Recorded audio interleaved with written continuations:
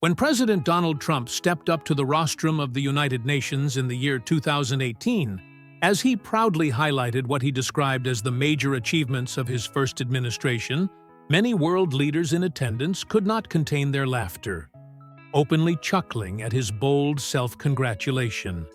Yet, on Tuesday, years later, it seemed that Trump was the one enjoying the final laugh. This week marked Trump's forceful return to the United Nations for his first General Assembly meeting since securing a second presidential term. In a speech that stretched close to a full hour, the president used the global stage to deliver sharp criticisms of his counterparts. He directly confronted issues such as international migration and climate change, while simultaneously questioning the very legitimacy and purpose of the organization he was addressing. The speech was anything but routine. Throughout his remarks, world leaders exchanged whispers and uneasy glances, trying to make sense of what they were hearing. At certain points, however, the audience broke into applause, particularly when Trump demanded the release of hostages being held in Gaza, a statement that drew rare approval from across the assembly. United with one message: release the hostages now. Just release the hostages now. But the moments of applause quickly gave way to stretches of heavy silence, as the president asserted that he alone understood how nations should govern themselves and pressed others to follow his lead. "I am really good at predicting things," Trump declared confidently to the gathered audience, launching into a lengthy denunciation of clean energy initiatives and of the broader concept of climate change. He recalled a symbol from his campaign days, a hat that became a best-selling item among his supporters, emblazoned with the phrase, "Trump was right about everything." With a mix of defiance and pride, he added, "And I don't say that in a braggadocious way, but it's true. I have been right about everything." These remarks underscored the strikingly different tone of his second administration compared with his first. While his earlier term had already challenged conventional diplomacy, this time the contrast was even more pronounced. Trump has swiftly steered the United States away from the Biden administration's hallmark strategy of reinforcing strong alliances and pursuing global consensus. Instead, his approach is unapologetically transactional and unilateral, designed to compel both allies and adversaries to operate under Trump's own set of rules. What made his United Nations address particularly notable was his decision to place domestic issues at the heart of an international stage. He did not merely outline foreign policy. He urged other nations to replicate his internal agenda, effectively presenting his domestic priorities as a model for the world to follow. Trump directly blamed the United Nations for what he described as the crisis of uncontrolled migration, accusing the institution of fueling instability rather than solving it. In one of the most forceful moments of his address, he urged member states to abandon what he called failed policies and to instead mirror his own hardline crackdown on immigration, presenting it as the only viable solution. His words carried a sharp rebuke. When your prisons are overflowing with so-called asylum seekers, it is time to put an end to the failed experiment of open borders, Trump declared emphatically. "You have to end it now. I am really good at this stuff. Your countries are going to hell." Migration, however, was only one target in his sweeping critique. Trump devoted a large portion of his Tuesday speech to dismantling the very foundations of global climate policy. He dismissed climate change outright as nothing more than a con job, ridiculed the widely accepted concept of a carbon footprint as nonsense, and issued a stark warning. Any nation that chose to reorient its economy toward renewable energy would pay a devastating price. All of these predictions made by the United Nations, and by many others, often for reasons that were not good, turned out to be completely wrong, he argued. They were made by stupid people, people whose policies have drained their countries of fortunes and stripped them of any chance at real success.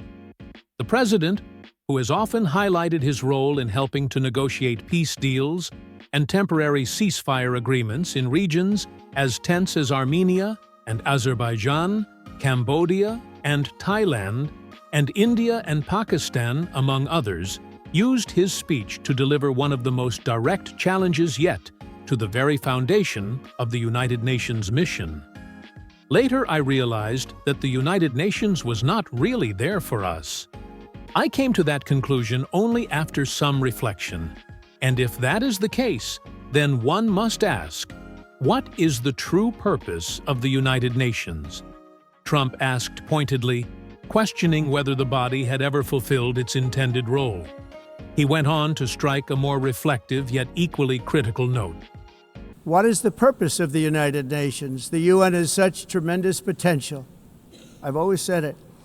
It has such tremendous potential, but it's not even coming close to living up to that potential.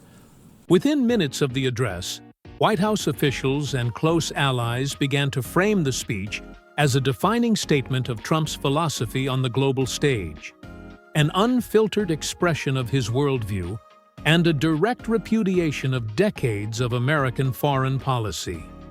For Trump and his supporters, the address was not just another international speech. It was a bold assertion that his leadership represented a fundamental departure from what he portrayed as a broken system that had momentarily been disrupted during his first term, only to be reasserted even more firmly in his second. President Trump, in his United Nations speech, just delivered the most direct and unambiguous repudiation of left-wing globalism that has exploited the United States for so many years, declared White House Communications Director Stephen Chung shortly after the address. He added that the same forces now destabilizing Europe would have devastated America if President Trump had not been elected. Secretary of State Marco Rubio echoed this sentiment on the social platform X, writing that Trump was setting the model for the free world, a phrase intended to frame the president's remarks as not merely American rhetoric, but a blueprint for global leadership. Tuesday's address marked only the first of 4 speeches Trump is scheduled to deliver at the United Nations during his second term. For many Democrats and foreign leaders, his defeat in the year 2020 had brought a sense of relief, allowing the Biden administration to return to what was seen as business as usual on the world stage. Yet Trump's latest remarks demonstrated that he is more emboldened than ever, determined to shape, and in many ways impose, his vision on the international community. The speech was not without direct confrontation. At one point, Trump singled out Brazil, criticizing the country while defending his decision to impose tariffs in retaliation for its prosecution of former President Jair Bolsonaro, who faced charges over his attempt to cling to power after losing an election. In a separate move that signaled his ongoing influence in Latin American politics, Trump held a meeting with Argentina's president, Javier Milei, openly endorsing him for another term. Milei, a staunch ally of Trump, received not only political backing, but also a suggestion that the United States might consider measures to help stabilize Argentina's struggling economy, a signal of the transactional and strategic diplomacy that has become a hallmark of Trump's foreign policy. There were also unmistakable signs that President Trump had returned to the transactional style of foreign policy that has long defined his political approach. Rather than relying solely on ideology or multilateral frameworks, his strategy once again centered on deals, leverage, and direct exchanges of benefit. Trump highlighted a series of foreign investments flowing into the United States, pointing out that many of these came as part of negotiations in which his administration agreed to reduce tariffs on imported goods. To him, such arrangements were proof that his brand of deal-making diplomacy delivered tangible results for the American economy. In one of the more controversial acknowledgments, Trump expressed gratitude to El Salvador for agreeing to accept and imprison deported migrants inside a notorious detention facility. While he praised the cooperation, the partnership sparked sharp criticism, particularly after it was revealed that a Maryland man had been wrongfully deported and sent to that very prison.